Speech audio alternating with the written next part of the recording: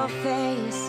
Yeah, yeah. I'm here without you, baby, but you're still on my lonely mind. I think about you, baby, and I dream about you all the time. I'm here without you, baby, but you're still with me in my dreams. Chlapec bol veľký a tvrdý typ mača, lenže duša bola krotká ako kača.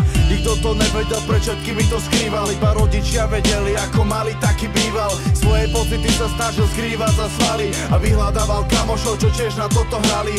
Stalo sa to, čo nečakala, to nečakanie. Videl od krvi svoje dlane, hádaj, čo sa stane. Príbeh začína, zabitý zapínaj. Tlačí číky hore, od bolesti skapína.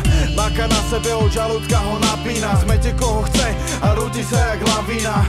Sadá do auta za ženou a synom, vidí ich pred očami, ak je pri ňom. Potvorí okno, je jar, cítiť Vánok. V tom nečakane zavre jeho oči mikrospánok.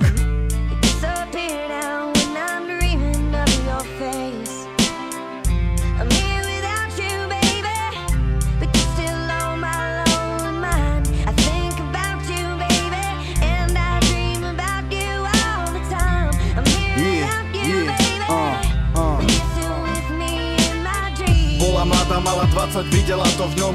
Dovtedy osamelý chlapec, teraz prišiel zlom. Na prvý pohľad a to so všetkým, jak má byť. Chcela ho stále viacej, s ním viacej času tráviť. Ako predpokladáte, stali sa svojimi. Poprvýkrát okusil tie nepoznané dojmy a o 9 mesiacov pochopil ten odkaz hora, keď mu do jeho rúk vložila malého synátora. Blik 2 mesiace neskôr, jedno po obede, obleka si malého na prechádzku, povedie. Položí ho do kočiku, nachystá sa sama. Prišla jar, chce byť pekná, vede hrdá mama. Blik tlačí kočík na zelený.